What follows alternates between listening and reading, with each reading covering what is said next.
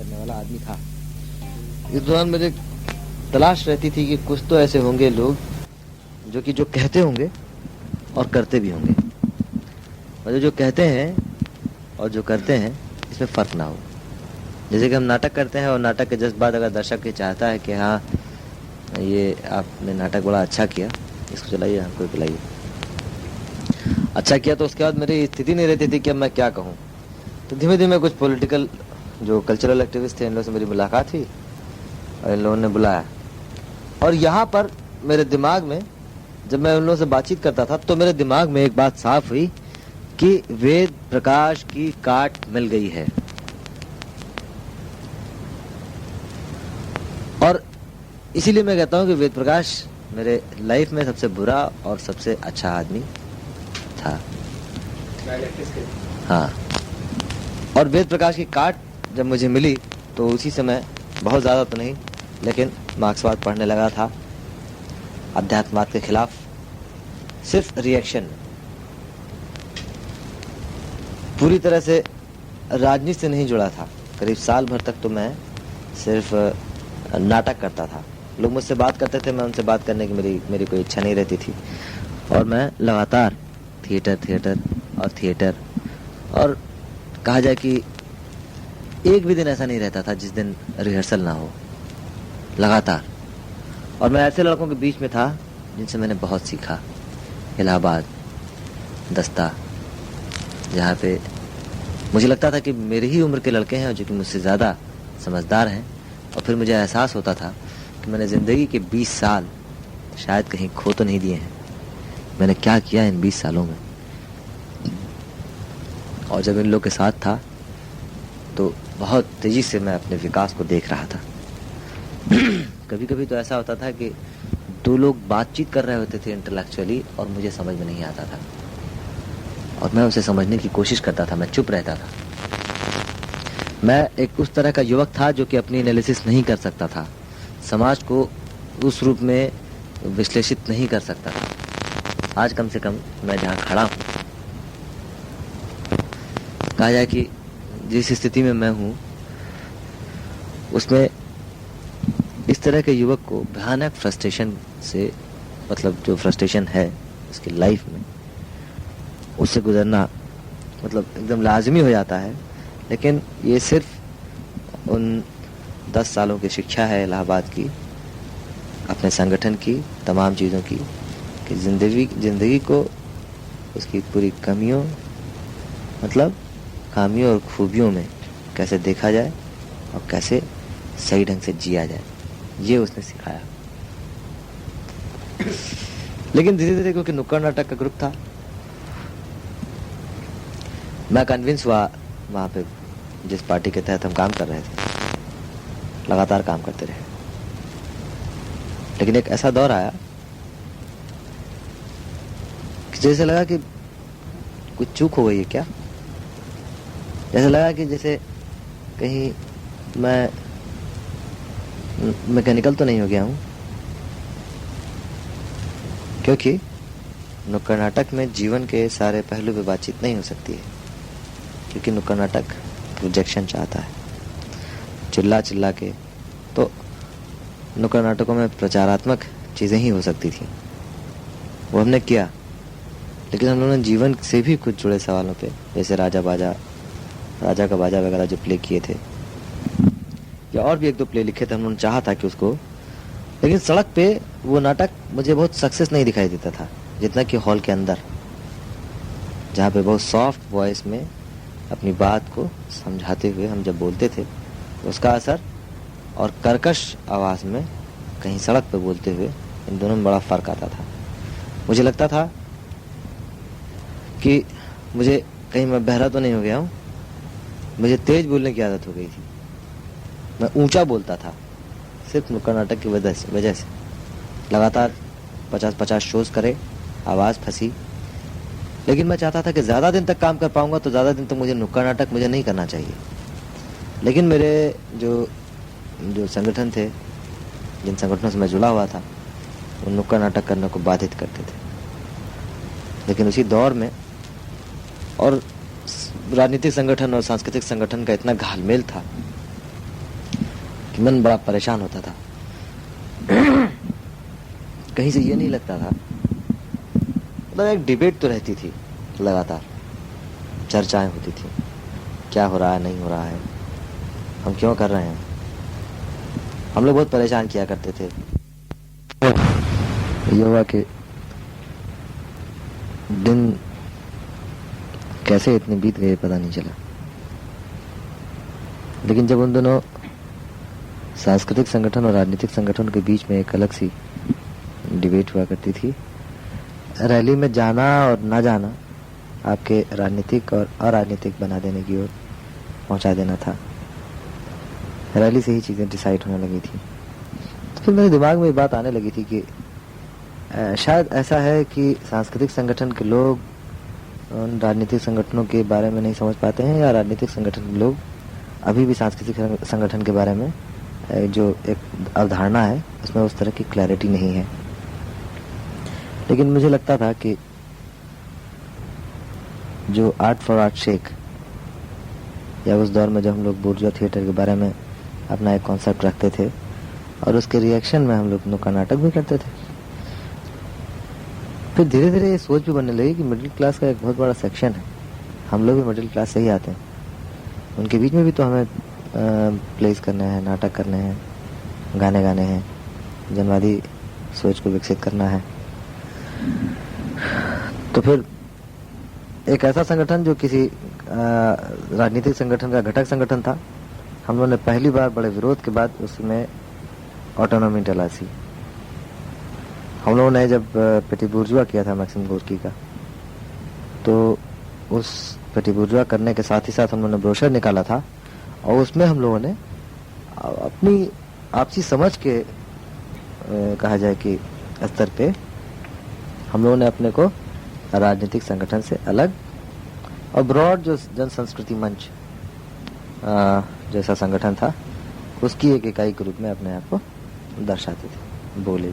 इसे बड़ी डिबेट भी हुई, लेकिन हम लोगों को लग रहा था कि स्वायत्तता जरूरी है उसके विकास के लिए, क्योंकि छात्र संगठन का घटक संगठन बनकर हम बहुत दिनों तक, क्योंकि उसका डेवलपमेंट है 8-10 साल के डेवलपमेंट में बहुत सारी चीज़ें जो चलती हैं उसमें वो फिर वो आपका डेवलपमेंट बाधित होता है। जब तक जैसे कि एक कोई पात्र है और उसे, मतलब ये मेरे दिमाग में आती थी इसलिए मैं कह रहा हूँ कि एक पात्र है, उसमें जब पानी भर गया तो और भरेंगे तो वो पानी चू जाएगा। ज़रूरी है कि उस पात्र को चेंज कीजिए तभी उसमें ज़्यादा पानी आ सकता है। तो फिर हम लोगों ने नए सिरे से काम शुरू किया। लेकिन जो नुक्कड़ नाटक का जो पूरा नुक्कड़ नाटक के सामने चैलेंज था, चैलेंज ये था कि नुक्कड़ नाटक जो करने वाले लोग थे वो इस तरह के जो अर्बन थिएटर, प्रोसेनियम और थर्ड थिएटर, इन सब को निगेट करते थे। निगेशन में उनका विश्वास था।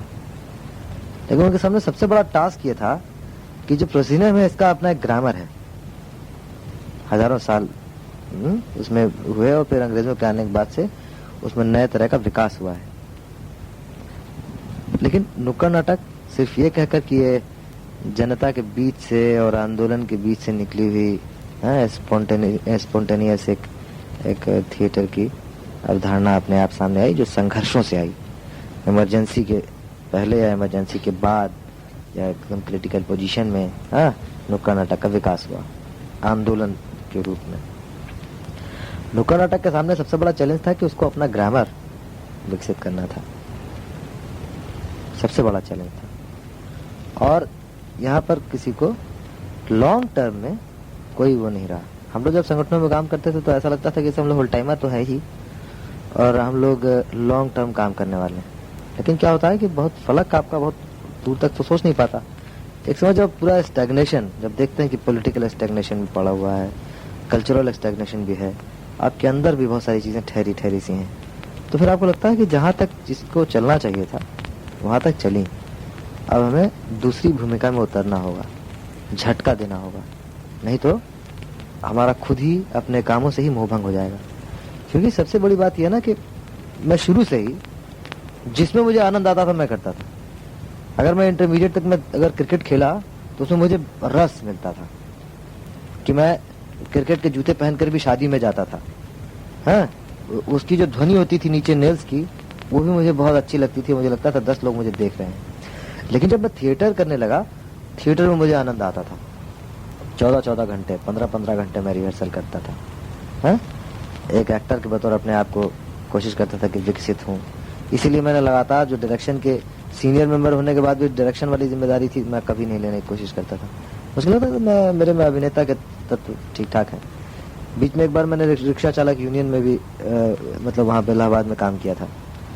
और वो हालत ये हो गई थी कि मैं ये मानता था कि मेरे अंदर कल्चरल इंस्टिंक्ट है और वो काम भी बहुत अच्छी तरह विकसित हो रहा था। अब मैं फंस गया था। मुझे लग रहा था कि अब इन दोनों में तय करना होगा कि तुम्हें राजनीति करनी है कि कल्चर करना है, क्योंकि घालमेल मैं कभी पसंद नहीं करता रहा। बहुत साथियों का घालमेल मैं देखता था तो मुझे बुरा लगता था कि वो इधर भी बने रहना चाहते हैं, उधर भी बने रहना चाहते हैं। दोनों में से कोई एक चीज तय करे, क्योंकि मैं लॉन्ग टर्म में इन सब चीजों को सोचता था। और धीरे धीरे, अच्छा ये भी एक बड़ी इम्पोर्टेंट बात थी कि एक कहा जाए कि शौकिया संगठन से नुक्कड़ नाटक जैसे संगठन में जाना, लेकिन उनके जो राजनीतिक विचार थे उनसे कोई भी उसकी प्रतिक्रिया भी उसके ऊपर कोई व्यक्त ना करना। हाँ, और मतलब ये सोचना कि भैया राजनीति तो मतलब बिला वजह साला ये संस्कृति में राजनीति नहीं आनी चाहिए। इस तरह का एक बालक मैं करीब साल भर तक आईपीएफ या प्रोग्रेसिव स्टूडेंट ऑर्गेनाइजेशन इन सब के बारे में जानना ही नहीं चाहता था। साल भर मैंने खूब घट के खूब मस्त होके नुक्कड़ नाटक किया और जनता का प्रेशर था। मैं जानना ही नहीं चाहता था कि राजनीति क्या होती है। मतलब घृणा करने वाला, जनता ने, सही बताऊं तो ये तो साला बड़ा एक वेग सा शब्द है कि जनता ने सिखाया। वाकई इस बात को मैं जानता हूँ। मतलब मैं किस तरह का बालक रहा हूँ कि जो लिटरेचर भी बहुत ढंग से नहीं पढ़ता था। सोवियत की जो किताबें थी हिंदी लिटरेचर वाली, मतलब माइकोवस्की से लेके और गोरकी और ये सब जो किताबें मिलती थी, मैं सिर्फ इसलिए नहीं पढ़ता था कि कवर देख के मुझको लगता था कि कम्युनिस्ट लोग प्रचार कर रहे हैं, इसमें साला उसी तरह की बातचीत होगी, इसलिए मैं पढ़ता ही नहीं था। मैंने पहली बार ये जो लाल किताबें और रशियन किताबें थी, इसमें मैंने पहली बार तोलस्ताय का, दोस्तोयेवस्की का कज़ाक नहीं, तुर्गेनेव का नहीं है, तोलस्ताय या दोस्तोयेवस्की का, तोलस्ताय का, उसको मैंने पहली बार पढ़ा था और मुझे पूरा आनंद आया उसको। मैंने उसमें एक कैरेक्टर के साथ आइडेंटिफाई भी किया था और उसके बाद से धीरे धीरे रैशनली, और जो मैं बता रहा था कि जो लाइफ की मेरे साथ जो घटना थी, मिस्टर वेद के अगेंस्ट मुझे एक थ्योरी मिल चुकी थी, इसलिए मैं वेद को काट चुका था। वेद के आधार पर मैं भयानक तरीके से डिबेट करने की स्थिति में आ गया था, सिर्फ पिछली पढ़ाई की वजह से, संगठन के विकास की वजह से। लेकिन एक समय ऐसा लगने लगा कि यार ये जो इस तरह के संगठन है, जन संस्कृति मंच, एप्टा या जननाट्य मंच, यही 2-3 तो फोर्सेज है, कहा कोई बहुत बड़ा है नहीं। हम इसके लिए जीवन झोंक रहे हैं, लेकिन इनके पास कोई लॉन्ग टर्म पर्सपेक्टिव नहीं है। भाई मैं अपने लाइफ को जहां रख रहा हूं उसमें भी तो थोड़ा बहुत ऑर्गेनाइज करके चलने की कोशिश करूंगा। तो इनके पास हमारे जीवन में बहुत दिनों तक रस रखने के लिए, या हमको कहा जाए कि काम करने के लिए कुछ ऐसा प्लेटफॉर्म जहां पर हम ज्यादा दिन तक काम कर सके है। और उस तरह की सुरक्षा नहीं। मैं तो अकेला था घर का, बाप के मरने के बाद से तो मैं और अकेला हो गया था। जिस तरह से मैं दिल्ली में सर्वाइवल के लिए लड़ रहा था, छोटी मोटी अगर स्थितियां रहती तो मैं वहां काम कर रहा होता, लेकिन ठीक वही स्थिति थी कि कोई लॉन्ग टर्म पर्सपेक्टिव नहीं। तो मुझे एक दिन लगा कि मुझे इलाहाबाद अब छोड़ देना चाहिए, जबकि मैं कल्पना भी नहीं कर सकता था कि मुझे इलाहाबाद मैं छोड़ सकता हूँ। और झटके से मैं इलाहाबाद से मैं दिल्ली चला आया। लेकिन फिर भी इसमें कहीं ये नहीं था कि मैं किसी राजनीति के विरोध में था। मैं आईपीएफ से पूरी तरह कन्विंस था, और जो पुरानी जो ट्रेडिशनल कम्युनिस्ट पार्टियां हैं, जिस तरह के उनके काम करने का ढंग रहा है, उससे मैं दुखी भी था। और मुझे मतलब आईपीएफ से निकलने के बाद मैं मतलब कहा जाए कि इलाहाबाद से निकलने के बाद कहा जाए कि मैं बहुत दूसरे ढंग से फिर सोचने लगा। मैंने यहाँ पर इप्टा के लोगों से बातचीत करनी चाहिए, एक अर्ज थी। आसपास का समाज बदलना, और खासकर ऐसे संगठनों में आप बहुत दुनिया को तो नहीं बदल पाते हैं, लेकिन सबसे बड़ा काम आप ये कर पाते हैं कि अपने आप को बदलते हुए आप देखते हैं। ये सबसे बड़ा अचीवमेंट है। मैं ये नहीं मानता कि नाटक करके आप बहुत चेंज कर देते हैं। मुझको लगता है कि जो आप सांस्कृतिक रूप से कहीं जुड़ते हैं, तो आप जो अपने अंदर हैं, जिसको कि आप विजुलाइज नहीं कर पाते हैं, उसको आप विजुलाइज करते हैं, अपनी भी एनालिसिस आप करते हैं। तो नाटक करने का ये ऐसा भी नहीं था कि मैं बहुत राजनीति के लिए मैं वहां गया था। मुझे अच्छा काम लगा कि लोगों को कम से कम हम कुछ सिखा रहे हैं और लोगों से सीख रहे हैं। ये मेरे लिए एक अचीवमेंट है। लोगों से मैंने सीखा ज़्यादा, बहुत ज़्यादा सीखा, और कम से कम ऐसी हैसियत तो है कम से कम कि मैं माइन्यूट कम से कम ऑब्जर्वेशन के लिहाज से एक एक्टर जो जिसका सबसे मतलब प्राइम जो उसका वर्क है ऑब्जर्वेशन, वो उसके बारे में मैं जानता हूँ कि मैं छोटी से छोटी बात में मैं घटना ढूंढ लेता हूँ, इंटरेस्टिंग उसको ढंग से उसको मैं लिख सकता हूँ, ये मैं जानता हूँ। लेकिन जब मैं दिल्ली चला आया, मैं वहाँ से इलाहाबाद से, तो फिर इलाहाबाद से दिल्ली आया, तो ये मेरे लिए गजब था। मेरे लिए गजब इस सेंस में था कि मैं वहाँ तो अपना एक छोटा सा कुनबा था, अपने भाई बंधे लिए, अपने भाई लोग थे, मेरे दोस्त भी जो कि मेरे परिवार से ज़्यादा बढ़कर थे, उन्हीं के बीच में उठना बैठना। मैं कभी परिवार में भी जाता था अपने घर, तो एक दो दिन ज़्यादा नहीं रह पाता था, घर में रहने की इच्छा नहीं होती थी। लेकिन मेरे दोस्त थे जिनके बीच में मैं टिकता था, मुझे अच्छा लगता था।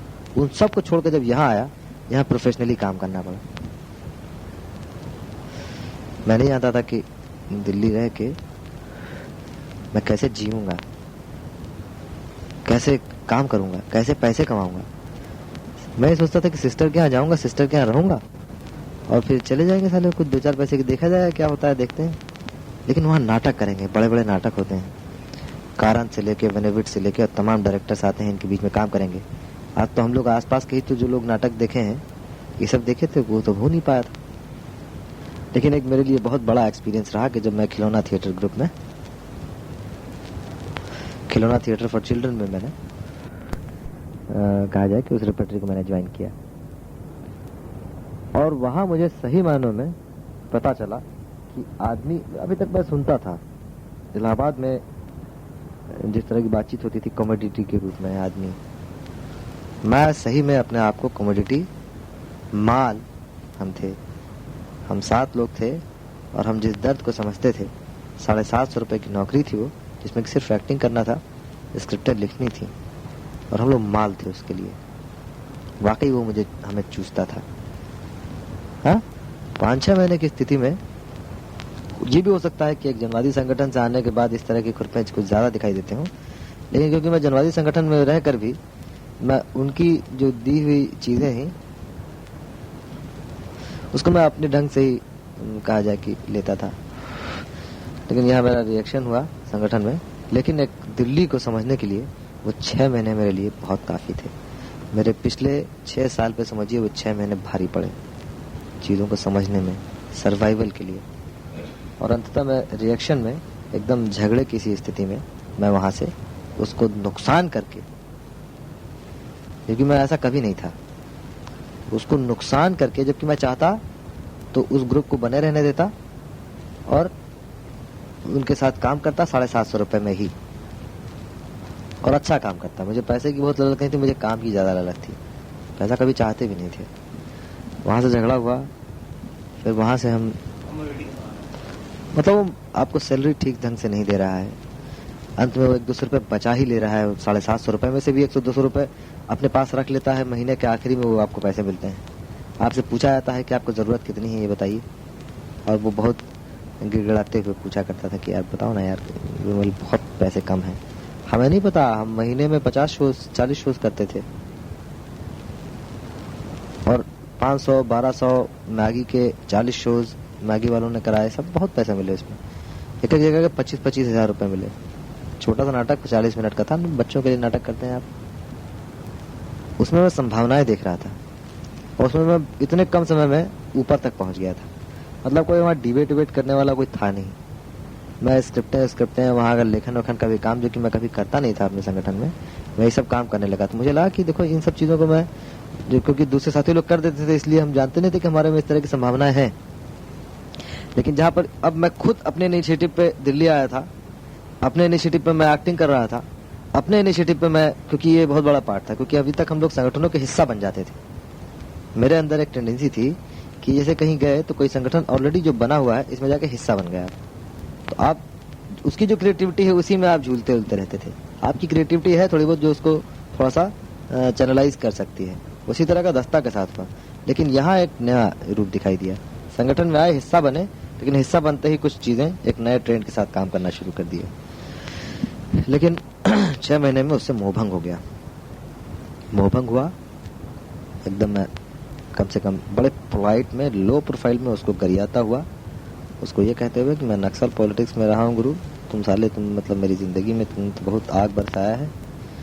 हम तो काट डालते हैं, हम मार डालते हैं, क्योंकि हम तो और कुछ नहीं सीखे हैं ये सब। लेकिन तुम हमारी लाइफ के साथ अगर खेलोगे तो हमारी लाइफ तो इस तरह से जाने की तो नहीं है। ये क्या हुआ कि अपना मैं चला आया। मैंने अपने 150 रुपये मेरे बाकी थे, उसको मैंने कहा कि इसको तुम साले को मक्खन वक्खन लगाना, ये सब करना, और ना अपना फिट रहना ज़िंदगी में। अच्छा, वहाँ से छोड़ा, मुझे पता ही नहीं था मुझे कहाँ जाना है। इस बीच में 3 महीने फ्री में एक जगह नाटक किया। उसमें गोरख पांडे ने उसके कहा जाए कि साल भर पहले सुसाइड किया था। मेरे दिमाग में ये चीज़ें मत्ती रहती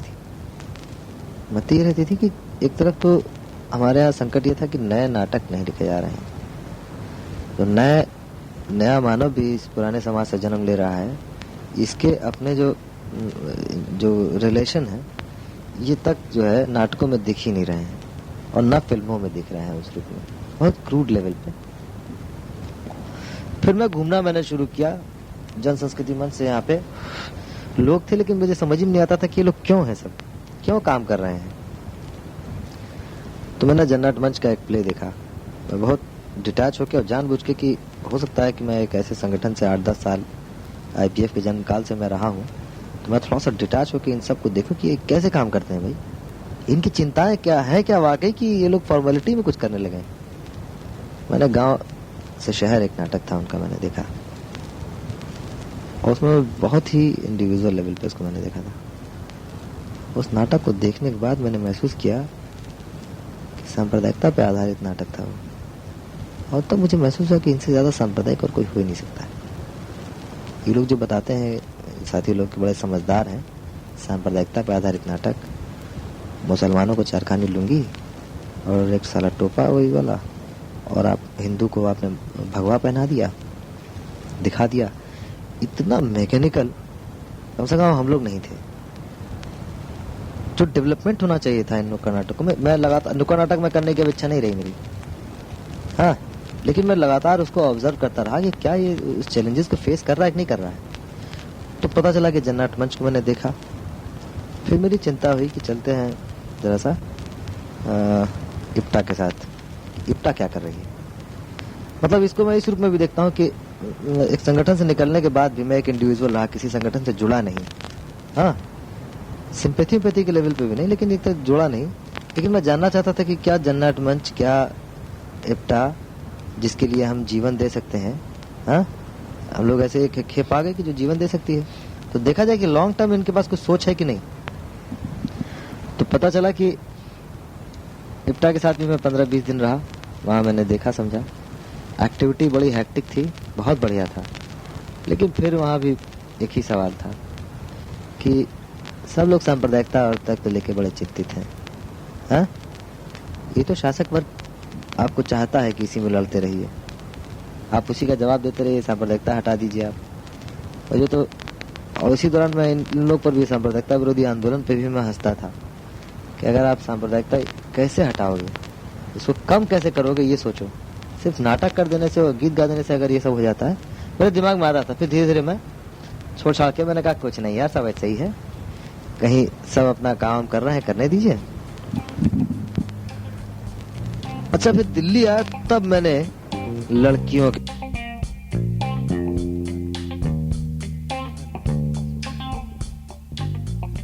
एक वर्कशॉप थी, वर्कशॉप में एक लड़की से जुड़ा भी। मैं नहीं जुड़ा, मतलब कहा जाए कि स्थितियां ने जोड़ा। मैं तो बहुत प्रेम के बारे में मेरा कोई बहुत खास दृष्टिकोण नहीं है। मैंने मित्रता, मतलब उस लड़की ने मित्रता की और मैंने बहुत दिनों तक मित्रता के बाद मैंने सोचा कि इससे प्रेम कर लेना चाहिए, इसलिए क्योंकि प्रेम के बारे में मैं कुछ जानता नहीं। मैं प्रेम भी करने लगा ज़बरदस्ती उससे। प्रेम करने में मुझे बड़ी परेशानी हुई, 2-3 रात की नींद उड़ गई, बहुत परेशान हुआ। हाँ, लेकिन यह है कि जानबूझ के मैं प्रेम कर रहा था, तो उसका असर भी मैंने देखा। अच्छा, इस बीच ये रहा कि वो समझ नहीं पाया चीज़ों को, खासकर ये जो आधी दुनिया है, जो लड़कियां हैं, औरतें हैं, प्रेम है। मैं कभी भी इसमें अपने आप को बहुत जोड़ नहीं पाया। और मेरे लिए अभी भी लड़कियां, प्रेम, ये सब मिस्ट्री है। तो ये रहा। लेकिन इस बीच जो काम वाम करते रहे, अभिनेता बनने की चाहत, फिल्म के बारे में नहीं सोचता था, लेकिन थिएटर कर पाने की जो संभावनाएं जो एकदम क्षीण होती जा रही थी, धन का अभाव था, दोस्तों ने अपने लोगों को थामा था जो मुझे लगातार आर्थिक स्थितियों से उबार रहे थे, लेकिन मैं खुद अपने आप को नहीं समझ पा रहा था। मुझे कभी कभी लगता था कि मैं पैरासाइट तो नहीं हो रहा हूँ, मैं क्या इसी तरह जिंदगी बिताता रह जाऊंगा। मैं लगातार सोचता था। फिर भी लगता था ऐसा कि कहीं कुछ, मतलब कहा जाए कि पिछले जन्म पे या भगवान पे तो विश्वास की बात छोड़िए, लेकिन लगने लगा कि कहीं पिछले जन्म में कोई साला पाप तो नहीं किया था कि आज मुझे यही करना पड़ रहा है। एक अभिशप्त जिंदगी, कहीं सुख नहीं, कहीं चैन नहीं, लेकिन हर चीज़ में मज़ा लेने की जो मेरी आदत थी उसने मुझे बचाया। मैं लगातार फ्रस्ट्रेशन में भी था, लेकिन मैं मज़ा लेता था, इस फ्रस्ट्रेशन में भी बहुत आनंद लेता था। मैं समझता था कि इन सारे अनुभवों से गुजरना चाहिए एक आदमी को, और तभी वो, कहा जाए कि नाम और यश और महत्वाकांक्षा नहीं, लेकिन एक बेहतर इंसान तो हो सकता है। बेहतर इंसान होने के लिए ही एक कविता मुझे बड़ी अच्छी लगती थी ब्रेख्त की, कि तुम्हारा उद्देश्य यह ना हो कि तुम एक बेहतर आदमी बनो, बल्कि ये हो कि तुम एक बेहतर समाज से विदा लो।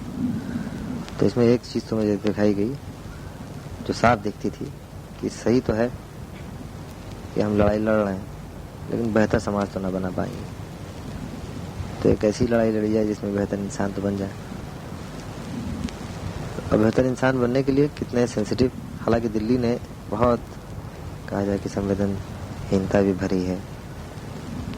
यहाँ पर बहुत दुख होता था जब हम 3-4 मित्र चाय पीने जाते थे और हर मित्र जो है अपने 1-1 रुपए आपके हाथ में पकड़ा दे और आपसे कहे कि चाय का पैसा दे दीजिए। ये मुझे बहुत खलती थी कि एक खास तरह की खुददारी है लोगों के अंदर। उनको लगता है कि छोटे छोटे एहसान है जिसका कर्ज जो है उनको कभी चुकाना पड़ जाएगा, इसलिए वो अपने आप को कहीं से भी, किसी से भी कमज़ोर नहीं पड़ने देगी। धीरे धीरे मैं यहाँ मंडी हाउस में रहा। मंडी हाउस में मैंने इधर उधर काम किए, लेकिन जीवन का जो रस था वो ख़त्म होने लगा। फ्रीलांसिंग से भी मोहभंग होने लगा। मैं नौकरी के बारे में नहीं सोचता था, लेकिन सोचने लगा। मैं घर का सबसे आवारा लड़का था, लेकिन अपने पिता, अपनी माँ से मैं बहुत, उनसे मिलने पर तो स्थिति बहुत डाउन हो जाती थी। होता यह था कि मैं बहुत देर